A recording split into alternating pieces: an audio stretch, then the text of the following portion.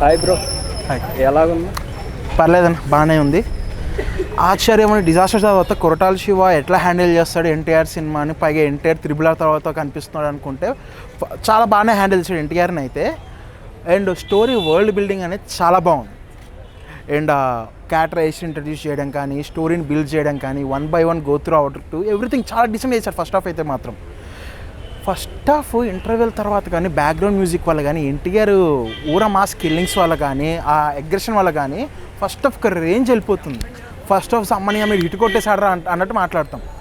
ఇంకా second half వచ్చేటప్పుడు మాత్రం ఫస్ట్ హాఫ్లో ఎంత పాజిటివ్ చెప్పామో ఎంత డమ్మాలని పడిపోతుంది సెకండ్ హాఫ్ అయితే మాత్రం. అంటే సెకండ్ హాఫ్ ఇంకొక వేరియేషన్ చూపించడం కానీ, జాన్వీ కపూర్ అనెసరీ అనిపించింది. మేబీ సెకండ్ పార్ట్లో ఇంకా ఏమైనా జాన్వీ కపూర్ది రోల్ ఉందేమో చెప్పలేం, కానీ ఫస్ట్ పార్ట్కి అయితే జస్ట్ ఇంట్రొడక్షన్ చేశాడు అన్నట్టు అనిపించింది. అండ్ క్లైమాక్స్ అయితే యాజ్ టీజ్ బాహుబలిది కాపీ కొట్టినట్టు అనిపించింది. ఎందుకంటే మనకి కట్ పేస్ట్ ఇప్పుడు కాపీ కొడుతున్నారంటే తెలియకూడదు కాపీ కొట్టినట్టు, మరీ ఓపెన్గా కాపీ కొట్టినట్టు ఉంది అయితే క్లైమాక్స్ అయితే మాత్రం. అండ్ 2 partsగా కంటెంట్ ఉంది సినిమాలో. ఇది 2 partsగా తీయకుండా కంప్లీట్గా సింగిల్ పార్ట్గా చేసుకుంటే చాలా గట్టిగా ఉండేది సినిమా. బట్ మీకు ఫస్ట్ హాఫ్ కంప్లీట్ అయిపోగానే సెకండ్ హాఫ్ ఎప్పుడు వస్తుందా అని వెయిట్ చేయాలి.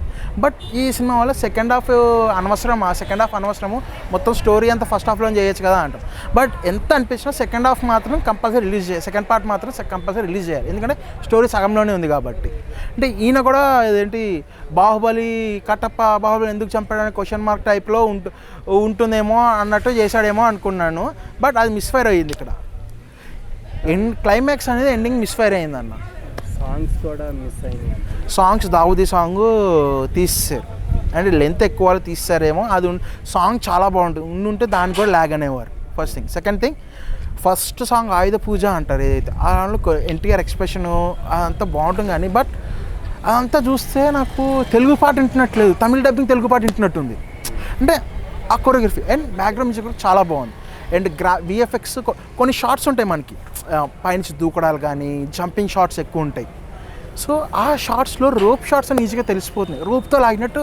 అంటే మనకి తెలియకూడదు. సో అది తెలిసినట్టుంటే విఎఫ్ఎక్స్లో అర్థం లేదు. సో ఏంటంటే అవన్నీ చూసుకుని ఉంటే బెటర్గా ఉండేది.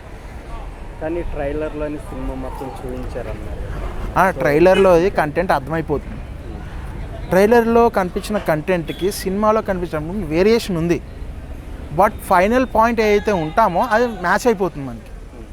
ట్రైలర్ కట్ ప్రెడిక్టబుల్ ఉంది, అది ప్రెడిక్ట్ చేసినట్టు సినిమా ఉంది, సినిమాలో ప్రెడిక్ట్ చేసిన ప్రతి సీన్ జరుగుతుంది.